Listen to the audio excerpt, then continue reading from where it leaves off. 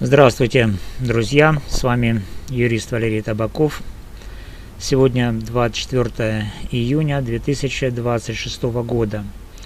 В Шевченковском районном суде Львова состоялось очередное судебное заседание по резонансному делу об убийстве Ирины Фарион. Это заседание стала настоящей процессуальной победой стороны защиты и ярко продемонстрировала, что даже под мощным давлением адвокат Лариса Криворучко продолжает эффективно осуществлять защиту Вячеслава Зинченко. Несмотря на многочисленные попытки отстранить ее от процесса, дисциплинарные жалобы, решения квалификационно-дисциплинарных комиссий и административные маневры, суд снова подтвердил ее право полноценно участвовать в деле. Это важный сигнал для всей судебной системы Украины. Посмотрим фрагмент заявления Ларисы Криворучко. По незаконно обвинуваченню Вячеслава Зінченка у вбивстві Ірини Фаріон. Судова колегія сьогодні виясняла мої повноваження як захисника в даному процесі, тому що дійсно рішенням КДК Вінницької області незаконно по скарзі судді Фазікоша Олексія Васильовича Ужгородського суду Закарпатської області мені незаконно зупинили свідоцтво про право на заняття адвокатської діяльності строком на 1 рік. Я подала одразу позовну заяву до окружного суду і заяву про забезпечення позову для того, щоб зупинити явно незаконне рішення КДК Вінницької області. Вот, друзья, это было заявление Ларисы Криворучко. Что же там происходило в суде? Заседание началось с принципиального процессуального вопроса. Имеет ли Лариса Криворучко право представлять интересы обвиняемого Вячеслава Зинченко? Судья Петр Невойт подробно уточнял статус адвоката в связи с решением Ровенского окружного административного суда от 19 июня 2026 года, которым была отменена предыдущая обеспечительная мера. Лариса Криворучко полностью открыто и честно заявила суду следующее. Действительно, мне незаконно, говорит Лариса Криворучко, остановили адвокатскую деятельность сроком на 1 год. Я, во-первых, обратилась с исковым заявлением в Ровенский окружной административный суд об отмене этого решения, и, во-вторых, с заявлением об обеспечении иска. Мне действительно остановили в день это решение КДК Винницкой области. В дальнейшем 19 июня, ближе к вечеру, эта же судья отменила свое же решение. Мы, говорит Лариса Криворучко, безусловно считаем, что такое решение является незаконным и, соответственно, подается апелляция на это решение.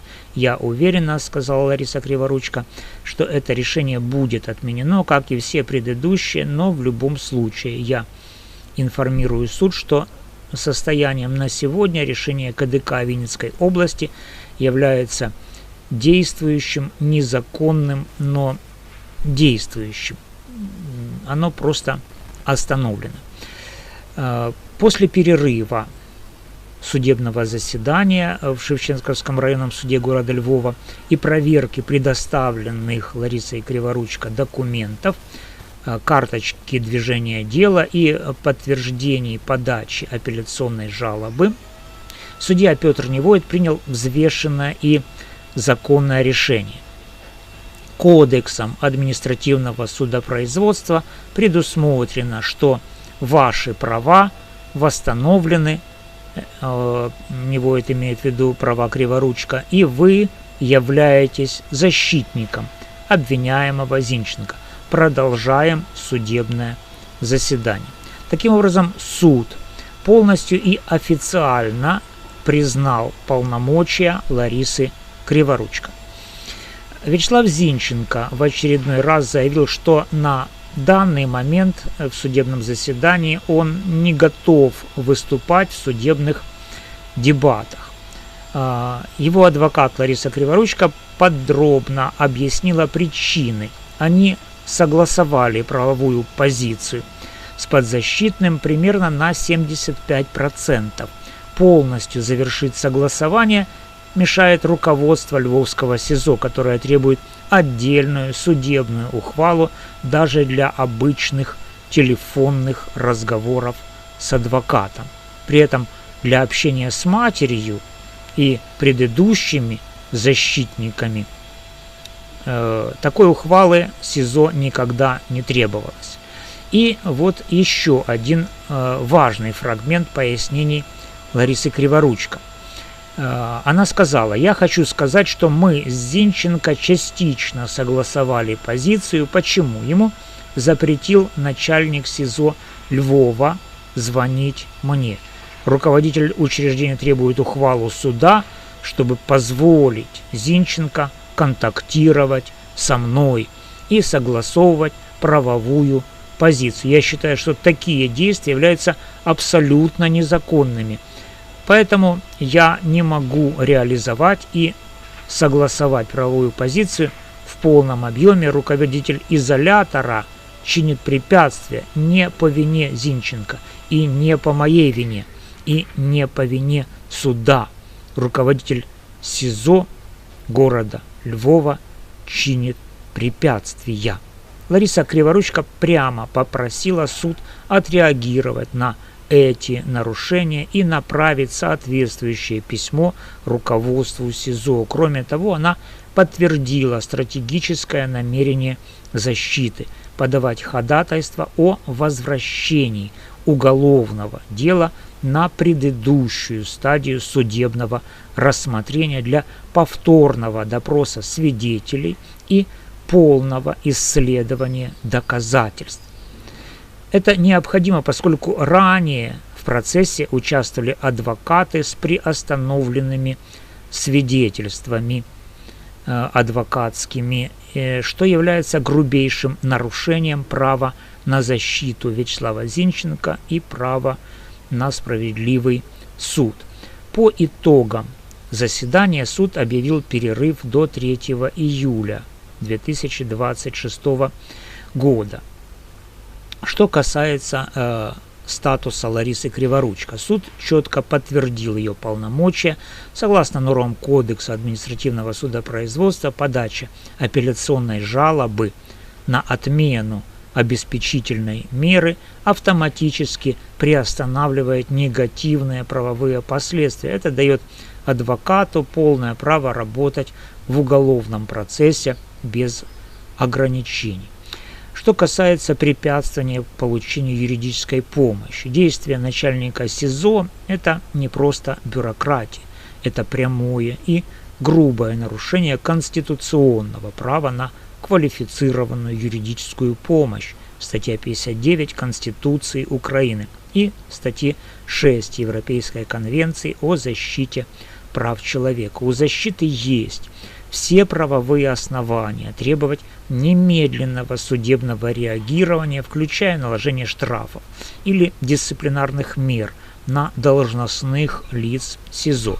Что касается стратегии защиты, позиция о возвращении дела на предыдущую стадию абсолютно обоснована и перспективна, если обвиняемый на протяжении длительного времени с марта 2025 года был фактически лишен реальной возможности защищаться с помощью полноценного адвоката, то любое продолжение процесса в таком виде создает безусловное основание для отмены приговора в апелляционной или кассационной инстанциях. Это классическое существенное нарушение уголовного процессуального законодательства.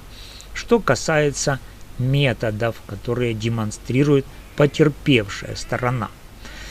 Представители потерпевших, в частности София Особа, Наталья Романек, к сожалению, продолжают использовать не только правовые инструменты, но и весьма странные, мягко говоря, приемчики.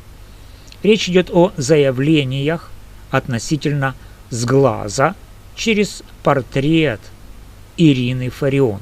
Вместо сильных доказательств и правовых аргументов София Особа разговаривает о мистике, колдовстве и порче. Как юрист и верующий христианин, я считаю, что правосудие должно основываться исключительно на законе, доказательствах и конституции, а не на энергетике, не на сглазе, не на портретах и не на колдовских практиках. Напоминаю, от сглаза традиционно помогает святой мученик Трифон. Однако в зале суда должны работать только нормы Уголовного процессуального кодекса Украины. Сегодняшнее заседание, друзья, четко показало, несмотря на серьезнейшее системное давление, Лариса Криворучка, наша Лариса Криворучка, она всегда говорит «ваша Лариса Криворучка», да, хорошо, наша Лариса Криворучка остается в процессе, сохраняет высокий профессионализм и жестко отстаивает процессуальные права своего подзащитного. Это дело имеет огромное общественное значение и должно рассматриваться исключительно в правовом поле, без административного прессинга на защиту и без использования сомнительных методов. Мы продолжаем внимательно следить за развитием событий и будем держать вас в курсе всех ключевых изменений. Если у вас есть вопросы по этому делу или по другим резонансным процессам, активно пишите в комментариях, я постараюсь ответить на самые интересные. Ставьте лайк, если считаете, что правосудие должно быть настоящим. Подписывайтесь на канал, включайте колокольчик, чтобы не пропустить следующие подробные юридические разборы. С вами был юрист Валерий Табаков. До новых встреч, друзья!